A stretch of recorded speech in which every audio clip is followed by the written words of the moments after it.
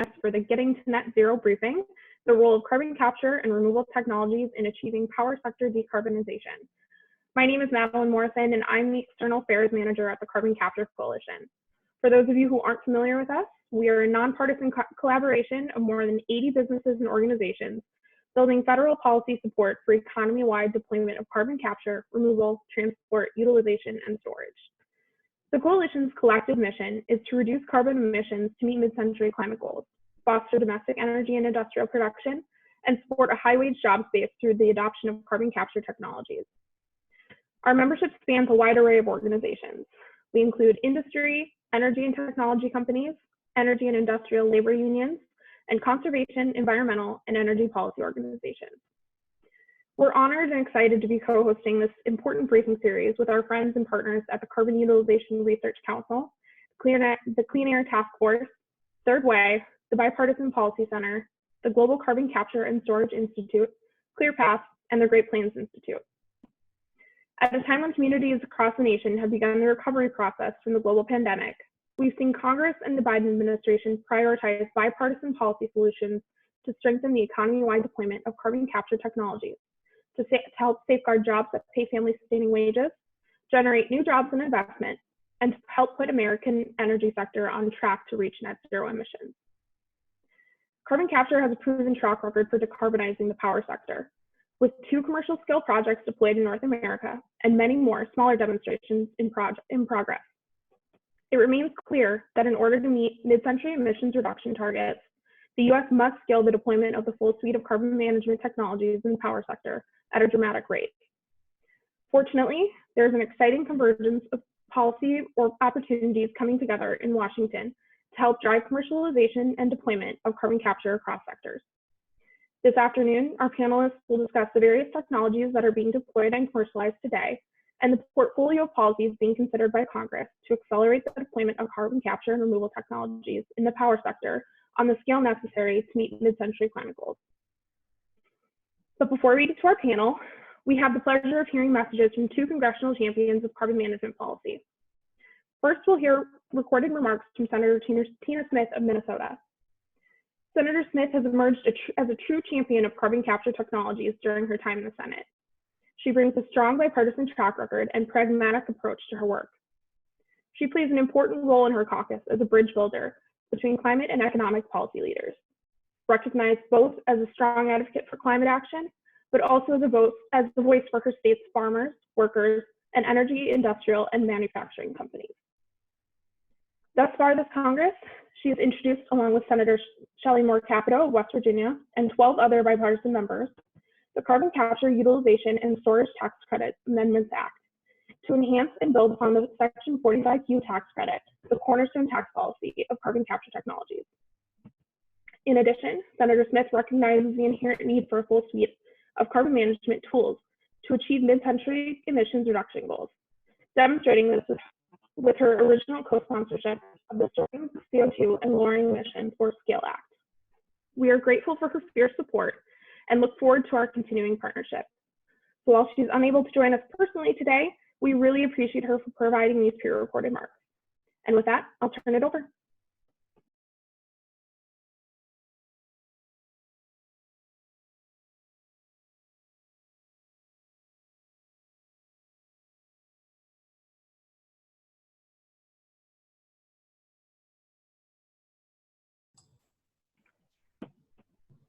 Series.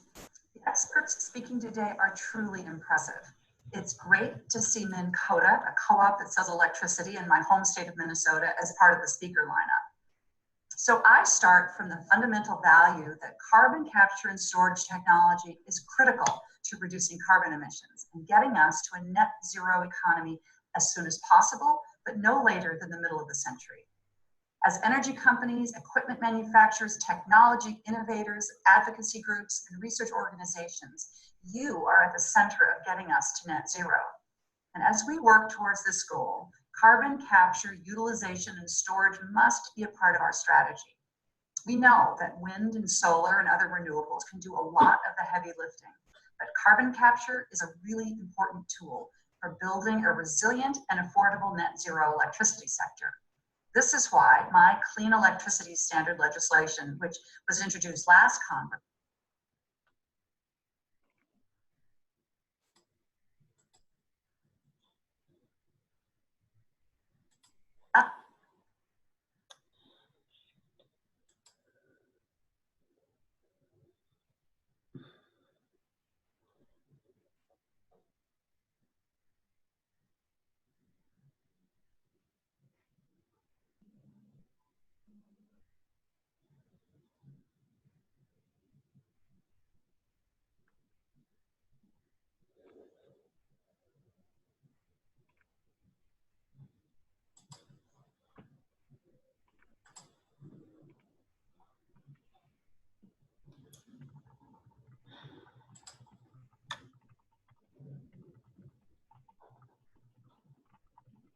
So it looks like we're having some obviously recording and video challenges here. Why don't we, Madeline, if it's okay with you, go to Senator Manchin's remarks, and then maybe we can play Senator Smith's remarks if we have our system improved here. Absolutely, no problem. So we also, as Shannon just alluded to, we have some pre-recorded remarks from Senator Joe Manchin of West Virginia. Senator Manchin has been a steadfast supporter of carbon management policy agenda throughout his tenure in Congress. As chairman of the Senate Energy and Natural Resources Committee, he is committed to working in a bipartisan way with ranking member Senator John Barrasso of Wyoming to set the stage for energy policy that considers both environmental and economic needs. We saw his leadership on carbon capture reflected recently in the passage of the fiscal year 2021 omnibus, which included incredible authorizations for new carbon capture programs and funding incorporated from his Bipartisan Energy Act of 2020. In addition, Chairman Manchin has been an important partner on legislation like the SCALE Act, a comprehensive federal policy for the development of infrastructure to transport CO2 captured from industrial facilities, power plants, and through direct air capture to safely store in saline geologic formations, an essential component of any broader strategy to achieve net zero. We're grateful to count Senator Manchin as a strong ally and fierce advocate for carbon management policy, and are eager to see his accomplishments as chairman of the Senate Energy and Natural Resources Committee.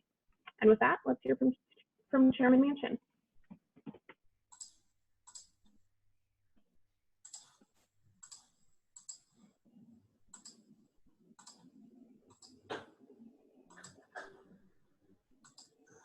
Good afternoon. I'm Senator Joe Manchin, and thank you for having me here with you today to say a few words on the importance of carbon capture, utilization, and storage, or CCUS.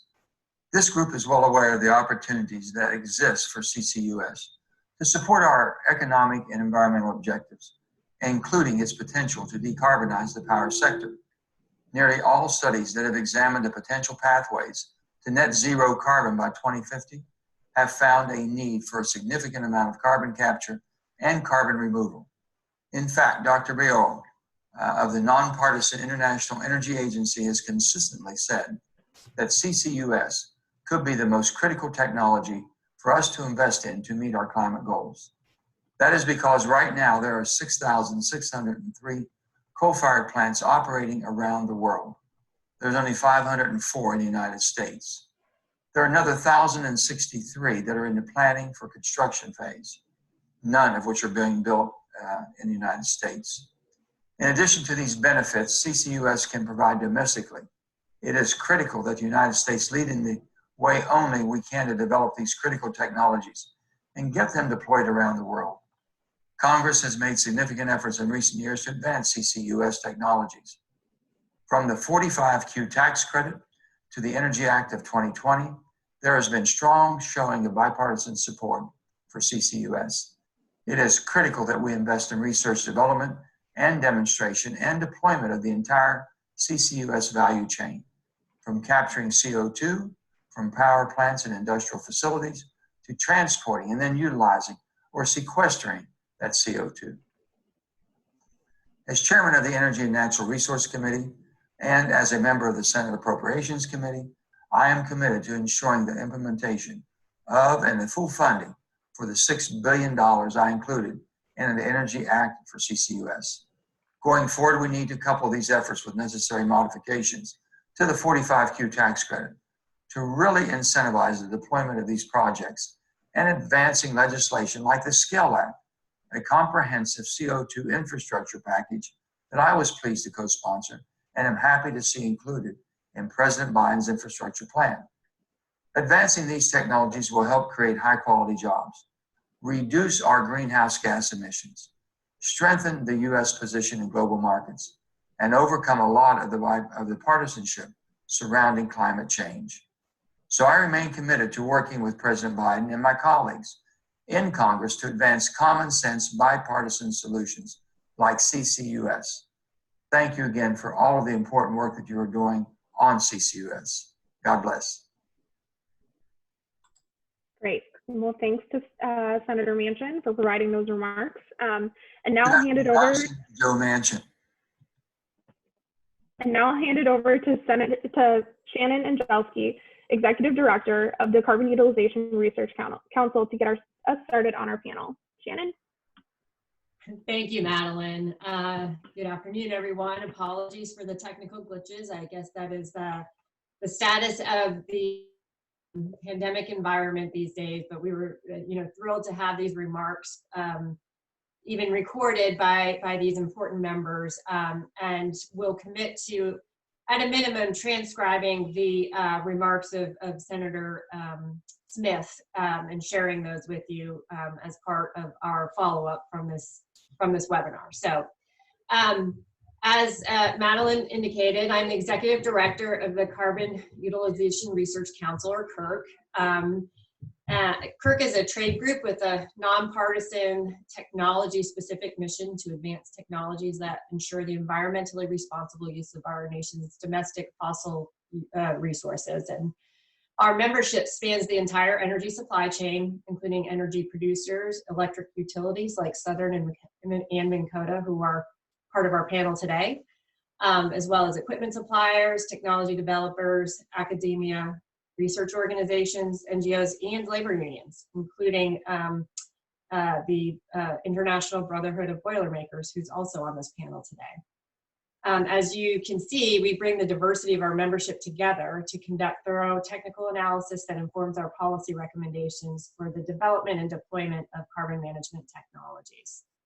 Along with our co-host organizations, CURC is pleased to see the continued momentum for bipartisan and bicameral policies that support CCUS, and look forward to working with you all to develop the next set of policies that will push these technologies towards the finish line and help us achieve net zero ambitions for the power sector.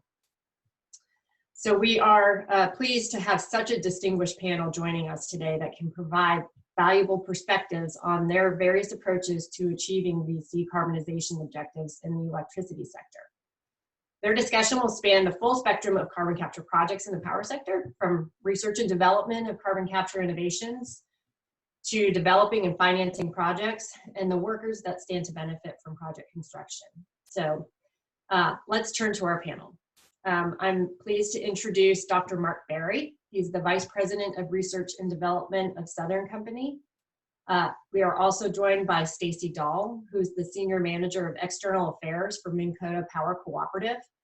And we have Austin Kieser, Director of Political and Legislative Affairs for the International Brotherhood of Boilermakers. Let me just do some housekeeping. Each of the panelists will do a brief introduction of themselves and their organizations. And then following this lightning round, we'll have a brief discussion on power sector carbon capture, and then we'll proceed to questions from the audience. To ask a question, you'll see that there's a Q&A function at the bottom of your screen. And so please actually put your questions in that Q&A, and we'll be certain to follow up with questions. And you can insert those questions at any time during the panel discussion. So with that, Dr. Berry, why don't I turn it over to you to get us started? Shannon, thank you so much for turning it over to me. Hello, everyone. I just wanted to say thank you for joining us today and really listening to what we have to offer to share. As Shannon mentioned, my name is Mark Berry, and I work for Southern Company. Southern Company is one of the largest energy companies in the U.S., providing both natural gas, and electricity to over 9 million customers across the United States. In 2018, Southern Company set its initial carbon goal of 50% reduction by 2030 and low to no operations by 2050. In April of 2020, we updated that goal to reflect 50% reduction by 2030 and net zero operations by 2050. All of these goals use 2007 as a reference year. This year, we reported that we have achieved 52% reduction at the end of 2020. We do expect emissions to increase somewhat due to a response from COVID, just the economy rebounding, but we project that we will be meeting the 2030 goal by 2023, well ahead of our original plan. But I want to highlight that Southern Company, while we established these goals in 2018 and 2020 respectively, we have been working on technology development really for a very long time. For example, our carbon capture, utilization, and storage program was established in 2006. I remember I was involved in one of the first projects, which was a CO2 sequestration project at Plant Daniel in Mississippi in partnership with DOE, where we injected 3,000 tons of CO2 in a saline aquifer. And that was really breaking ground at that time. Shortly thereafter, we established a project at Plant Barry, which was located in the state of Alabama. It was a 25 megawatt equivalent start to finish capture project. During that project, we captured over 300,000 tons of CO2, and we injected 115,000 tons in the saline aquifer. This project was a precursor to the NRG Petronova project. In partnership with Department of Energy, we established the National Carbon Capture Center, which is located in Wilsonville, Alabama. At that site, we have recorded over 110,000 test hours on carbon capture technologies. We've tested over 60 technologies from over 7 countries around the world. Recently at that facility, we have expanded its mission to do CO2 utilization research. We have done 2 projects in the past 18 months. We've also increased the mission to include direct air capture. And recently, we installed a natural gas boiler so that we can continue to do testing, not just on coal, but on natural gas. So Southern Company has been a leader in this space. We see that carbon capture, utilization, and storage technologies are going to enable us to meet our net zero by 2050 goal. Thank you, Shannon, for the ability to provide opening comments. Thank you, Dr. Berry. Appreciate that. Stacy, why don't I turn it over to you? And thank you very much, Shannon. By way of background, I always describe Minn Kota Power Cooperative as small but mighty. We are located and provide wholesale power to the eastern third of North Dakota and northwest Minnesota. And when you look at all of our member owners at the end of the line, we have 150,000 end users. So we're actually pretty small in the world. And we're asked often what business we have in spearheading the project that we have had in our portfolio for the last 6 years. But it's a project called Project Tundra, and it really is a bold initiative in any case, but particularly with our size. But it is to build the world's largest carbon capture facility right here in North Dakota using innovative technology. And I want to reference Dr. Berry's comments because all of the work that went into Plant Berry and to Petronova helped pave the path for projects like Tundra. And we hope that we can be that to other projects down the road. And so we're proposing to capture 90% of the CO2 emissions from our largest unit at the Milton R. Young Station, with an option actually to tie into our smaller unit. And all totaled, annually we would capture 4 million metric tons of CO2 per year. which is the equivalent of taking 800,000 gasoline-fueled vehicles off the road, which I know we're a small state, but if you do the math in North Dakota, we have about 800,000 vehicles registered in the state. So it's a pretty neat correlation. But it is also to say that these are deep and meaningful emissions reductions. So we are spearheading the project at Minn Kota, but we've had important support from the EERC, the Energy and Environmental Research Center here at the University of North Dakota, some of the world's leading experts in CO2 management. So we are in the advanced stages of planning this project and hope to be making a final decision in the next year. Thank you.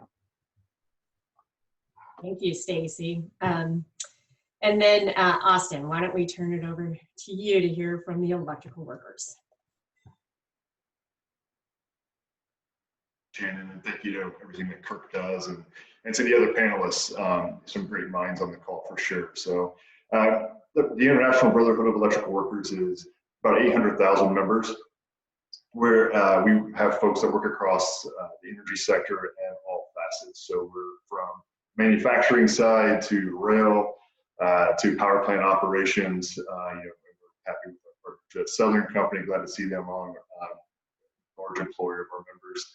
As are many other utilities across the board. In fact, over 90% of investor-owned utilities employ IBEW members. So a huge footprint there. Our construction side is obviously very large and kind of what we're known for, but it's only slightly larger than our utility side, that also receive a vast number of man hours of construction hours working in power plants and in the energy sector, in the energy generation sector, bulk power system, and power linemen who are in the same boat.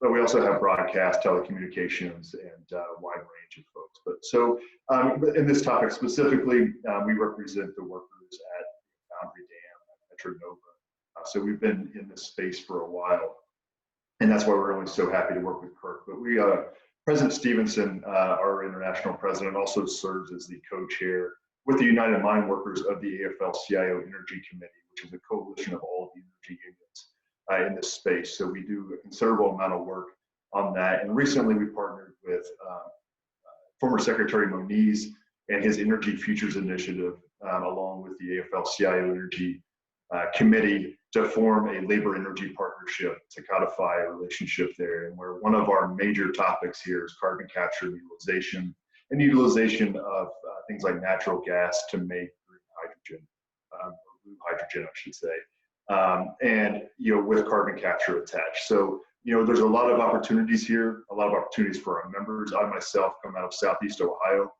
began my career working in a coal-fired power plant, which unfortunately is no longer there.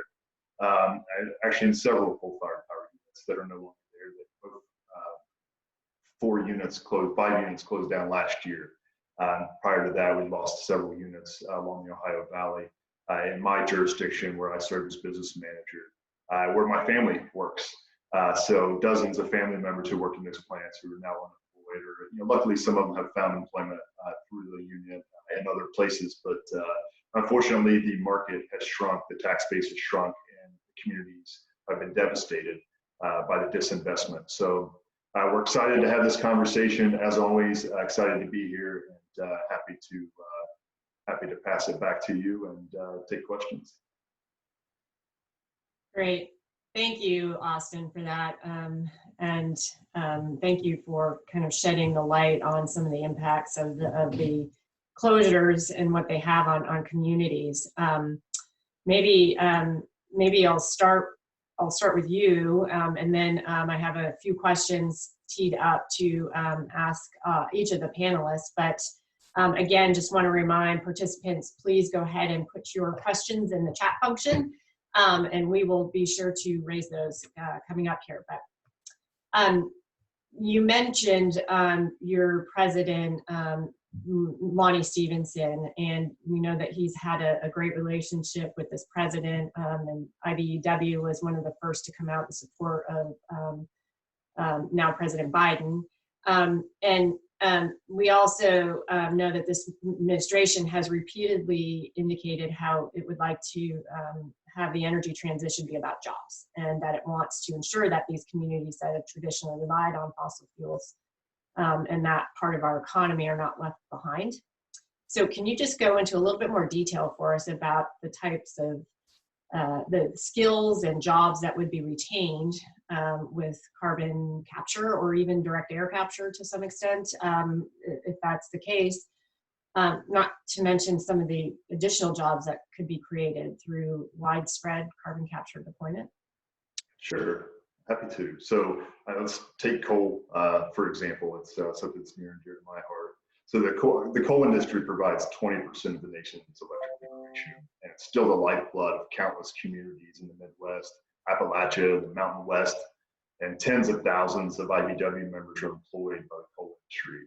This includes highly skilled men and women that operate coal-fired power plants, construction workers who maintain and repair the plants, railroaders who maintain the locomotives that take the coal from the mines to the powerhouses, linemen who maintain the transmission lines from the plants to the population centers. The same facilities have other skilled trades too: boiler makers, iron workers, pipe fitters, machinists, signalmen, locomotive engineers, which are all highly unionized and receive very high wages, who are working with our members to keep the complex ecosystem running smoothly. The IBEW firmly believes that it's critical to support this industry that nearly always offers the highest wages in traditional energy communities and provides a tax base for towns and small cities around the country. Widespread carbon capture deployment would be a significant economic boost to these communities. Impacts like we've seen in the investment of natural gas development in Western Pennsylvania and Eastern Ohio will be preserved and expand to other communities in need. A widespread carbon capture infrastructure would require significant retrofit coal plants, build out of pipeline networks from powerhouses to geologic storage sites. You would also need to manufacture all of the necessary equipment and pipes, most likely domestically, since we're still the international leader in that sector. This level of CCS deployment would be replicated on natural gas plants, refineries, cement plants, and other heavy industry.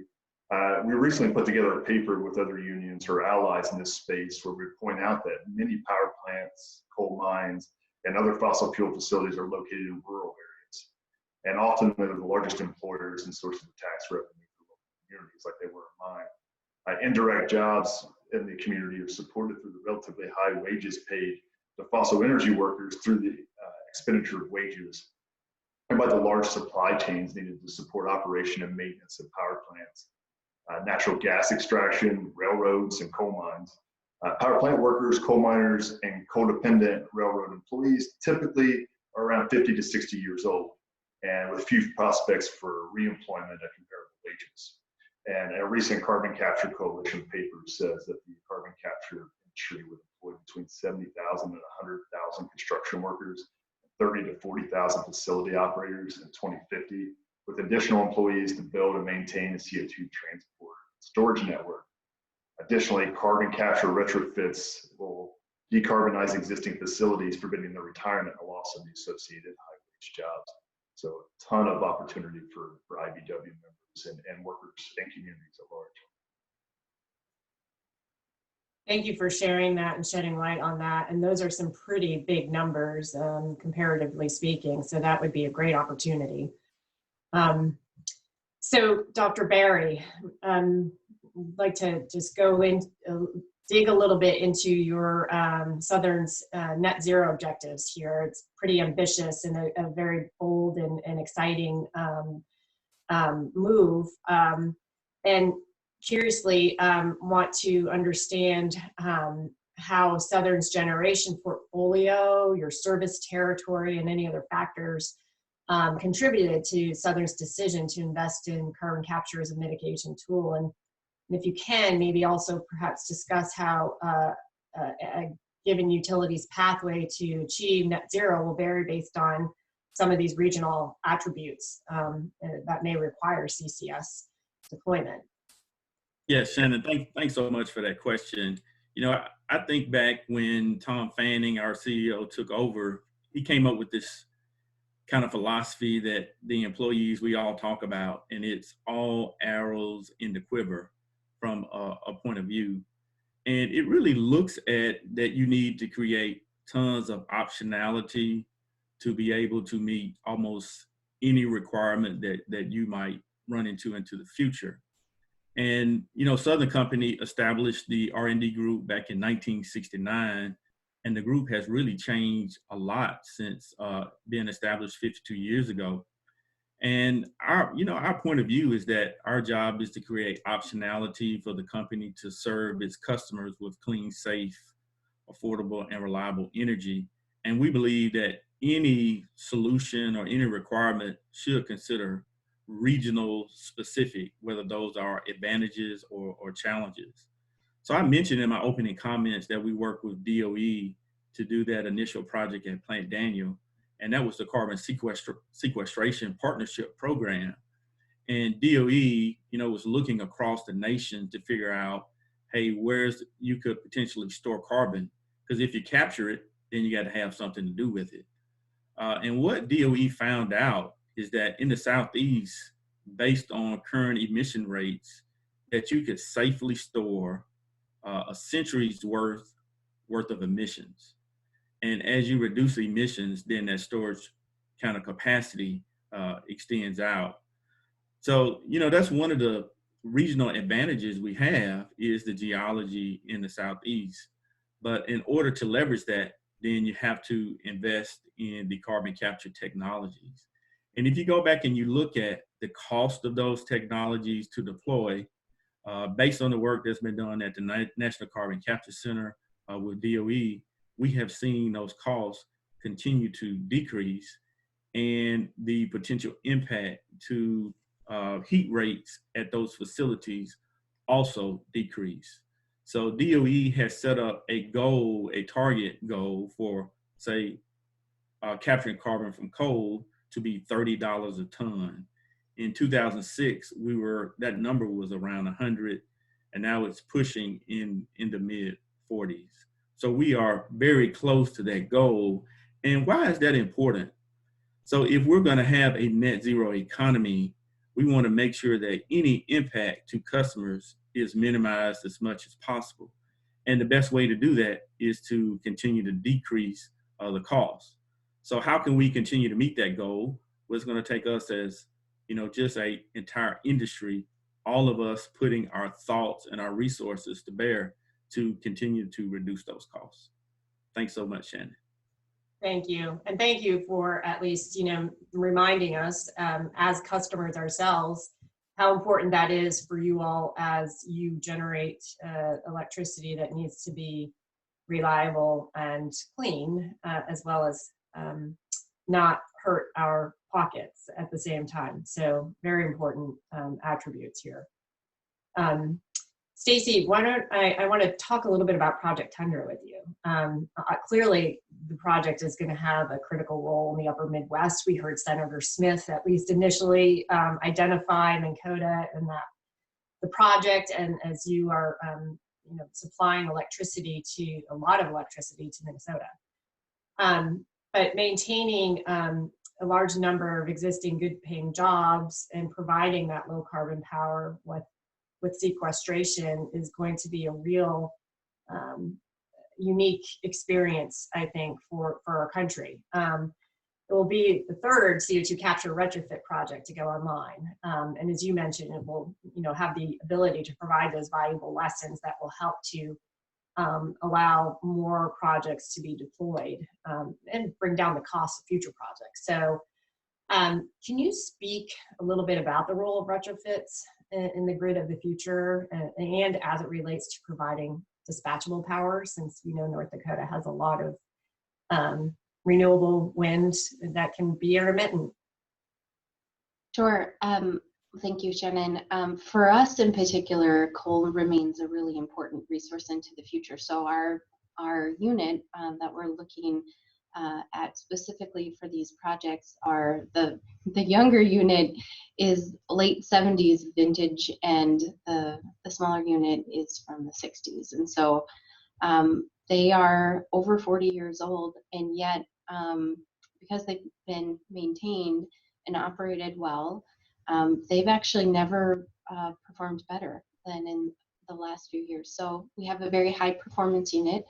We also have a factor called weather here in the upper Midwest, which is and can be and is often severe. And so we have experienced some really concerning events, 2014, 2015, 19, and then again this year, where the grid has been really stressed. And that is something we take really seriously as utility, and watching the impacts both to California, but also to a greater degree in Texas. It's just simply not an option to turn the lights off when it's 30 degrees below zero. So we have, I think, a confluence of factors for Minn Kota as we evaluate this project. It is investment that we've made in those units. We've got a lot of debt on those units, and so to fuel switch for us is difficult. They perform well. We have a great workforce. So to Austin's point, we have 2 IBEW chapters within our company, both on the transmission and out at the plant site. That is highly skilled and important to our company. We also sit on 800 years of lignite coal. So I once heard a senator say, there's too much coal in the world not to burn it. So how do we do that? And how do we reduce emissions? And because of the work that has been done before us, we know how to do it. We're looking to use a naming technology, again, for those who blaze that path before us. But we can get over 90% of the CO2 emissions from that flue gas scrubbed, and we can sequester it within the geology of North Dakota. North Dakota more broadly has the capacity to sequester 250 billion tons of CO2. So we can do this for a long, long time. And we have that unique ability here to do that. So we can lead the world in carbon sequestration and carbon management. Thanks, Stacey. I couldn't agree more with what you have suggested in leading. And as somebody that, or as a, an entity that is looking to do a retrofit project, we did have a question come up asking about new source review. The question is really whether it would help speed up, would reforms help speed the deployment of CCS? Now, I don't know if that's something that has come up in your sphere or not. Certainly to some degree, one of the specifics we're evaluating is whether to, on our boiler system for this project, to use natural gas as the source or to take directly from the unit. And anytime you start to divert the path of the steam within a unit, there are NSR considerations. And so we think that that is manageable, but it is a concern, and it is a tricky path for any utility that's looking at these types of projects. So yes, it is a factor. Thank you for that. Maybe, let me see here, I have few more questions, but Stacey, I'm just gonna stick here at this point because I wanna talk a little bit about policy mechanisms here. We've heard about your organizations, each of you, and the role each of you are playing in this sphere, which is critical. But want to turn to some of the policy tools that are available or we're looking to make changes to. So several bills have been introduced that would make alterations to Section 45Q carbon sequestration tax credit program. Those bills would allow for what is being called a direct payment option in lieu of a tax credit. So, and this would, as you know, eliminate the need for projects to seek out tax equity. So can you just talk a little bit about how significant that form of the tax credit through direct pay would be for Project Tundra or for other developers of these large capital intensive projects? Yeah, so for us, this is a very big deal, and I think it was a seismic shift when 45Q was passed in 2018, and the work of, and the confluence of a lot of work and a lot of people pulling that across the finish line. So that's why we're in the position we are, and in that advanced stage is because of things like 45Q.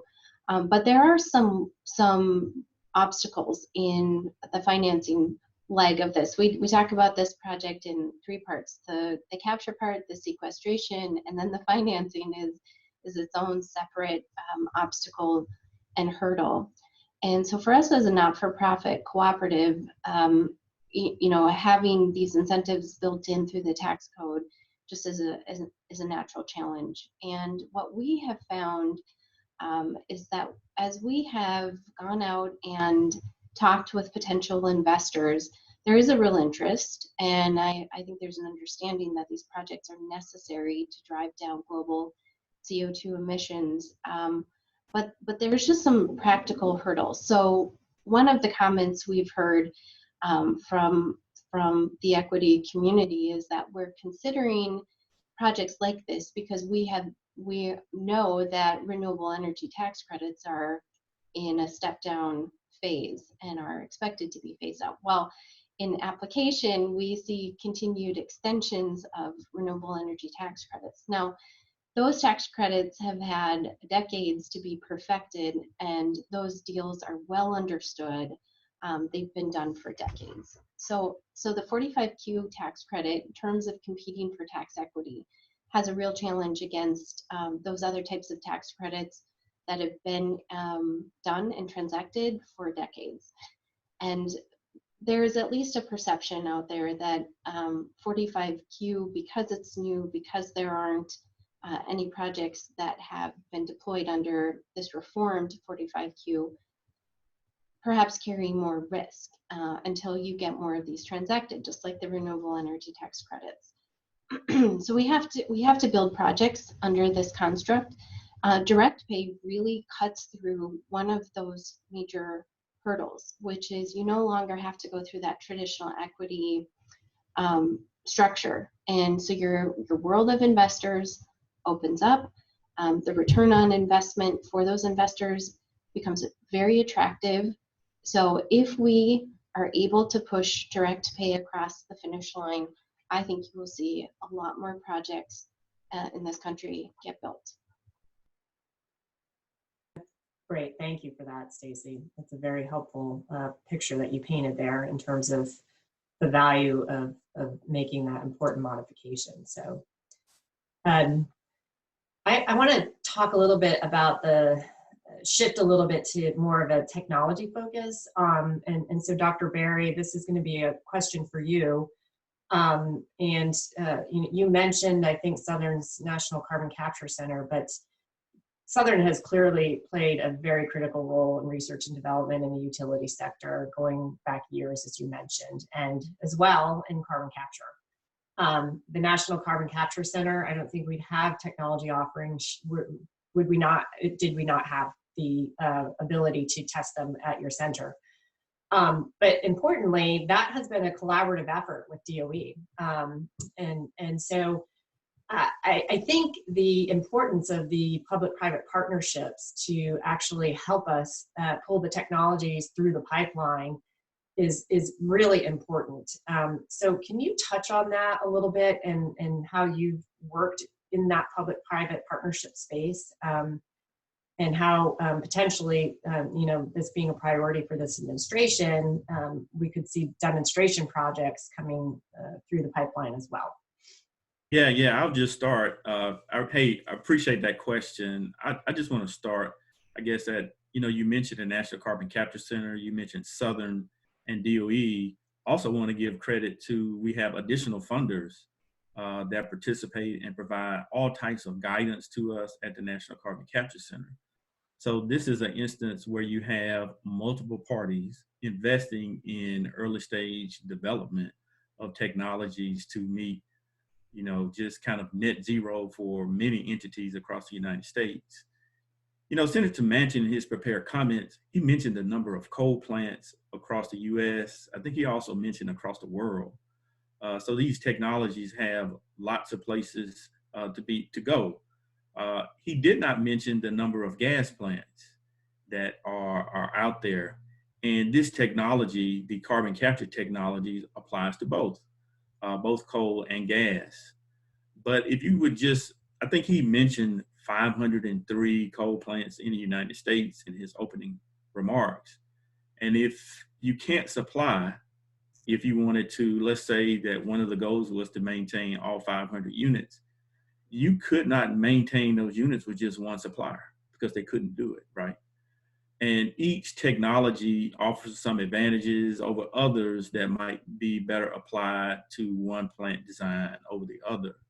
So we see that there is a huge potential demand for these technologies, and we need a number of them.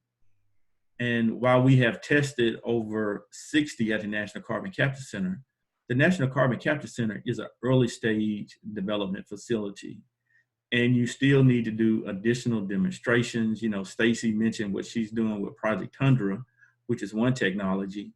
We need to do, you know, a number of demonstrations of different technologies at units so that we are de-risking those technologies.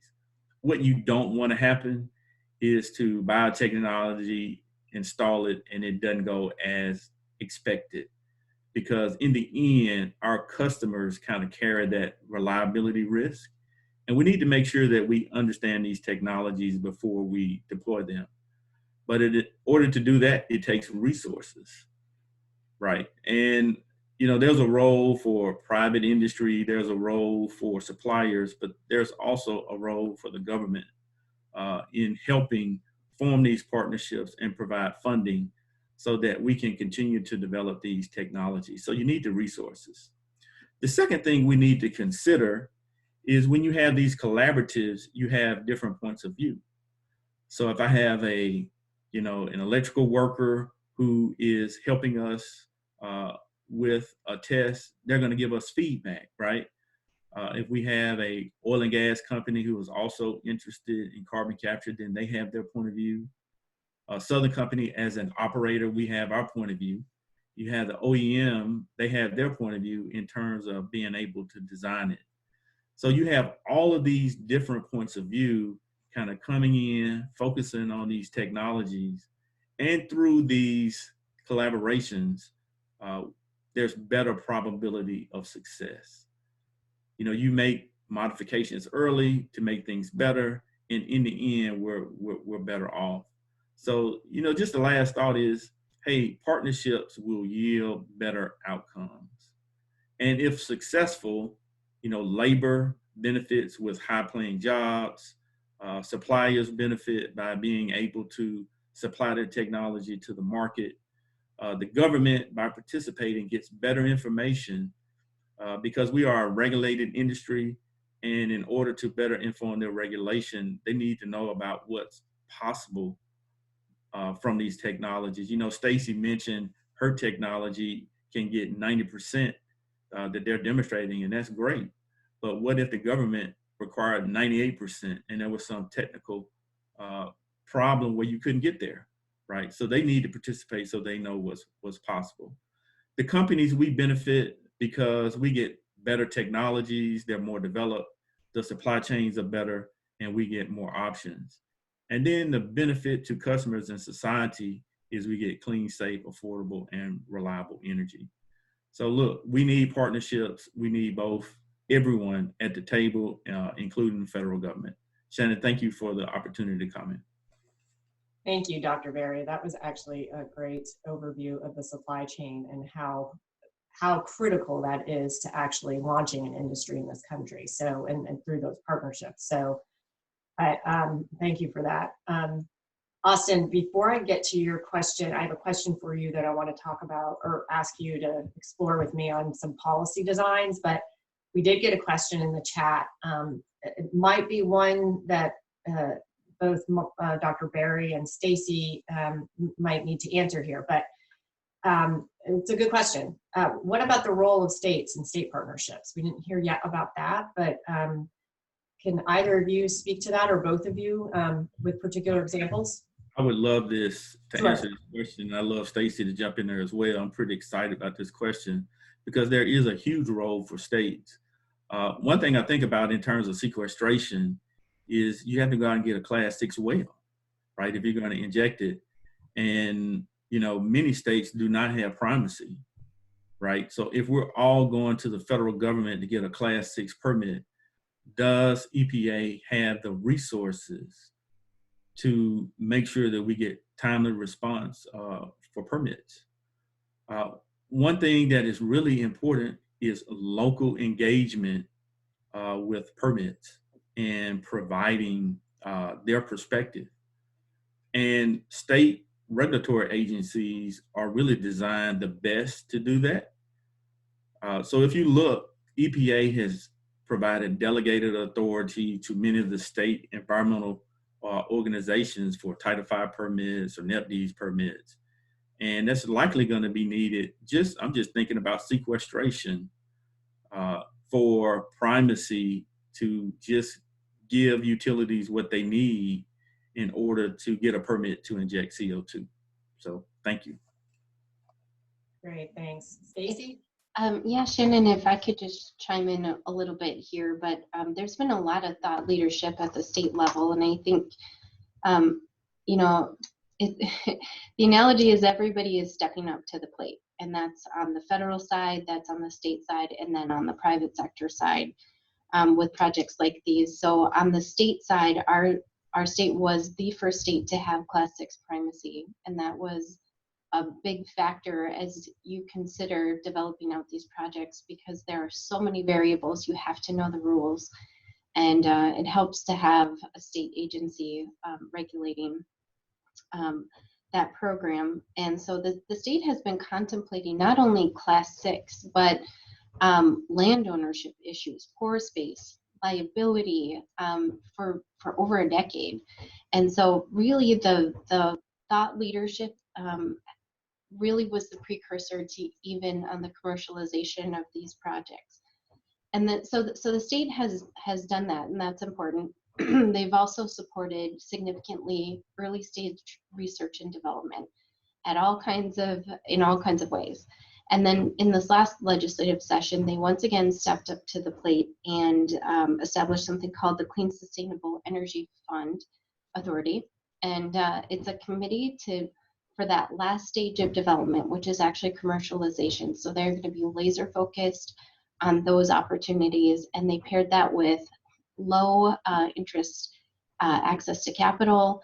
And so the state has done a remarkable job in stepping up to the plate where they can.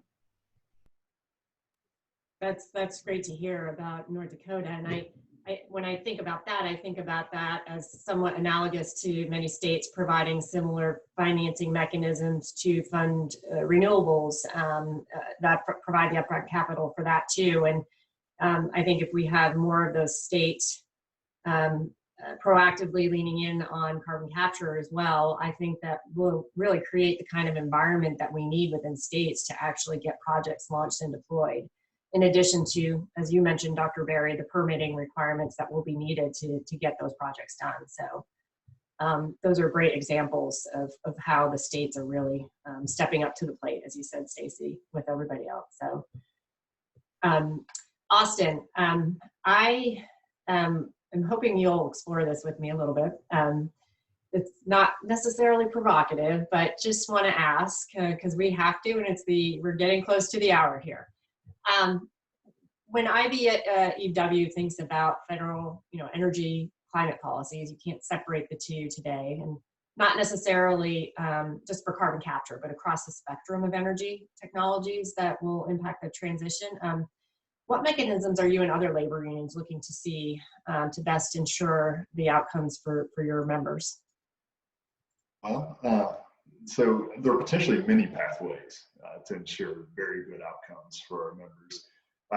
Coming back to carbon capture, the IBW wants to work and support employers who treat our members well, pay them a family supporting middle-class wage, and good benefits, treat them as highly skilled professionals like they are. Employers across the coal industry and other sectors such as nuclear and electric and gas utilities like Southern Company and Minn Kota, and our NECA contractors, that's the National Electrical Contractors Associations, do this for our members. So we want to work with them to support their industries, because ultimately what's best for them is going to benefit our members and keep them employed. This is a message we've consistently delivered to policymakers on Capitol Hill and in the Biden administration. As for specific policies, President Stevenson has preached the importance of an all-of-the-above strategy to achieve our energy and climate goals. The IBWs firmly oppose the policies, the suggestions that would only allow a very narrow set of like renewables, fuels that would, exclude coal, natural gas, nuclear, hydroelectric, and or hydrogen energy from the grid. These policy proposals not only be disastrous for our members and the hundreds of thousands of union workers around the country, but they're unrealistic and would undoubtedly harm the security and reliability of the nation's electric grid. There's a lot of talk currently about enacting a clean energy standard or a carbon tax as a preferred mechanism to force emissions reductions, particularly in the power sector. The IBW urges policymakers to seriously consider the potential, if not likely, negative consequences of some of these policy proposals if they're not designed correctly and don't place workers and traditional energy communities at the center of their legislation and regulations. As much as some may like to overlook the consequences of those rules, we have to be very careful and how we structure them. Coal still provides 20% of the nation's power generation. It's at the center of a large economic ecosystem, including mining, powerhouses, and transportation. The economic lifeblood of countless communities in the Midwest, Appalachian, Mountain West, like I mentioned earlier. If policymakers' ultimate goal is to put coal industry out of business, they need to know the real economic and social consequences to that action. They also need to understand that the coal industry ecosystem is all sourced in the United States. It's not dependent on Chinese solar panels, French wind turbines, or rare earth elements dug up by kids in the Congo. So either we make the investments to allow the coal industry to become cleaner and give coal time to build the necessary infrastructure and install carbon capture technologies and safely store or utilize the emissions, or we need to take a very seriously look at what's going to replace it. We would need policies to focus on communities that would be displaced, that have already suffered from coal decline, to make significant investments to manufacture the materials for the cleaner economy. We also need significant investment either from revenue raised through a carbon tax or a wires charge or from the federal treasury to supplement the wages and benefits of displaced energy workers, potentially through the medium term. It's a major investment. The same goes for nuclear energy and reasserting America preeminence in that industry. We can't meet our climate goals without keeping the current nuclear fleet online. And we can't allow authoritarian regimes like Russia and China to become the international leaders in advanced nuclear technologies. At the IBW, we're very interested in hydrogen fuel as a potential game changer to reduce emissions, particularly in the transportation sector, while creating jobs in all the very places we're discussing. The same goes for HALEU fuel. That needs to, what's needed for advanced reactors, but it's currently only made commercially in China. You don't need to be a Russia expert to see the potential pitfalls of being dependent on Vladimir Putin for nuclear fuel. Coming back to high road employers who aren't in the dignity of work, there are also industries that we call low road employers, companies that pay below area standards. They don't pay benefits. And unfortunately, many of these employers have been padded, their profits are padded by taxpayer money in the form of generous ITCs and PTCs. The tax credits make incentivize cheap foreign-made imports. So, we have a real problem with that. The IBW and the labor community, the AFL-CIO, the building trades, are all calling for labor standards to be attached to these federal incentives because we have no other choice if these growing industries are going to be a catalyst for rebuilding the middle class. As many industry advocates and other supporters have claimed, labor standards on these federal tax credits need to include paying workers at least prevailing wage, a domestic content requirement, and requiring employers to allow workers to organize and bargain collectively. Finally, the IBW is very interested in electrification of the transportation sector. As you all know, the transportation sector is now the largest source of emissions in the United States. There's a great employment opportunity to transition the transportation sector to electric or hydrogen and move our personal cars, buses, trains, and heavy-duty trucks in that direction. So similar with the power sector, the IBW is very interested in supporting our employers who are well situated in that sector, such as signatory electrical contractors and electric utilities, which have the record and the expertise to build out the national electric vehicle infrastructure with IBEW workers. Conversely, we're concerned about bad players in the sector. As one example, we're seeing EVSE installations.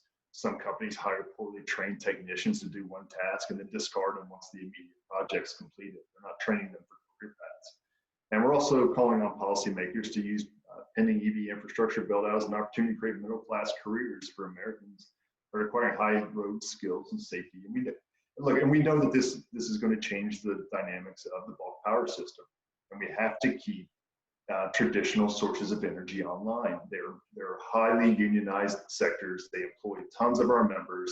They support our communities, and we can't watch the incentivization of other energy sources that aren't playing by those same rules and aren't providing those same sort of jobs and that same sort of community sustaining constant revenue streams, aren't sourcing and driving supply chains that are domestic in the United States, domestic to the communities that they're located in.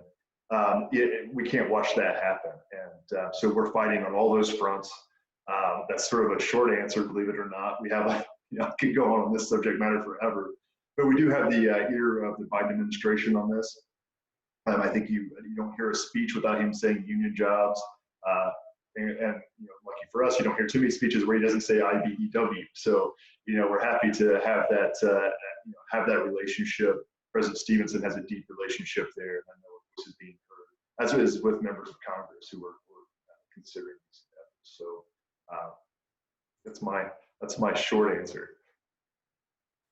Not so short, but great. Very, very informative too. I mean, this is what we need to know and understand. So I really appreciate you sharing that,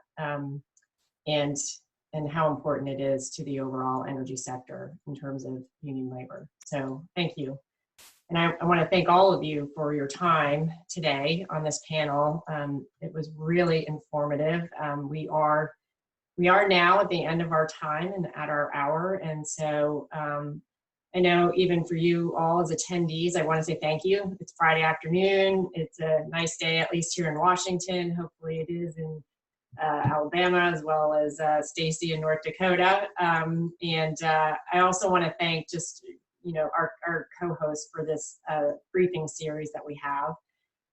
You heard about Kirk, but I also want to thank the Clean Air Task Force, Third Way, the Bipartisan Policy Center, the Carbon Capture Coalition, the Clear Path, Great Plains Institute, and the Global Carbon Capture and Storage Institute.